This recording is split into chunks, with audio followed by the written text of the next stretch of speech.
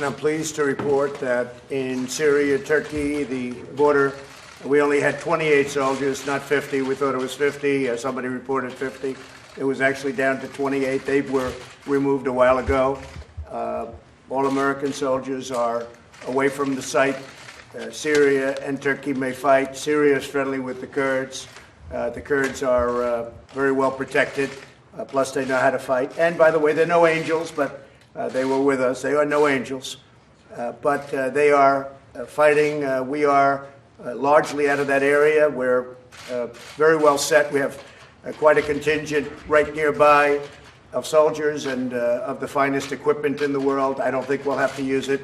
So Syria is either negotiating with or talking to Turkey. We're also talking to Turkey. We put massive sanctions on Turkey. Sanctions work, frankly, better than fighting. Certainly when you're down to 28 people, we're not going to be fighting. We don't want to fight anyway. I don't think there's any reason to from the United States standpoint. Now, as to Syria wanting to take back their land, that's a whole different story. If Syria wants to fight for their land, that's up to Turkey and Syria, as it has been for hundreds of years. They've been fighting, and the Kurds have been fighting for hundreds of years. That whole mess, it's been going along for a long time. Syria may have some help with Russia, and that's fine. It's a lot of sand. They've got a lot of sand over there, so there's a lot of sand that they can play with.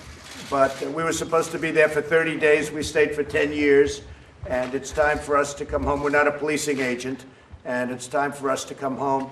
But we're working with Turkey. We're working with talking to everybody in the area, whatever we can do to keep it stable or stabilize it as much as possible, knowing that it's possibly never going to be very stable. And I think we're in a very good position in the Middle East. I think we're very, very strong in the Middle East. Iran is going to hell. Their economy is in deep trouble. Their GDP went down 20%, which nobody ever even heard of before, probably 25%. We'll be talking to Iran also. They want very much to talk.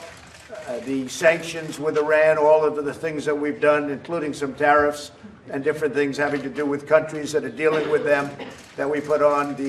All of the economic sanctions are working very well. So Iran will be an interesting case, but we'll see. They want to talk. We'll see whether or not they talk. If they talk, good. And if they don't talk, that's okay, too. But I think we're doing a very good job in the sense of strategically. We have Syria talking about their land. It's not our land. Turkey has gone into Syria. And if Turkey goes into Syria, that's between Turkey and Syria. It's not between Turkey and the United States, like a lot of stupid people would like you to believe. And I watched last night, a couple of people understood. Actually, a couple of the Democrats, I won't say which ones, but a couple of the more competent Democrats actually understood what I was doing and what the plan is. But really the plan is to get out of endless wars, to bring our soldiers back home, to not be policing agents all over the world. If you look at other countries, Russia, China, they don't have countries to take care of. We're close to 90 countries in one form or another. We're in 90 countries all over the world policing, and frankly, many of those countries, they don't respect what we're doing. They don't even like what we're doing, and they don't like us. So we're looking all over the world. There's tremendous amounts of money, manpower, lives that we save by doing it much differently.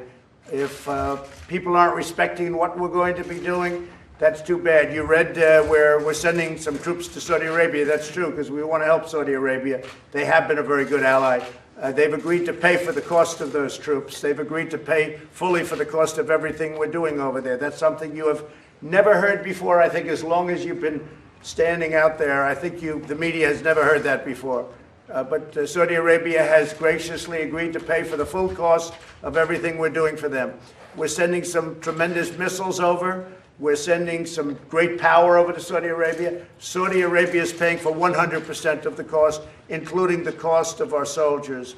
And that negotiation took a very short time, like maybe about 35 seconds.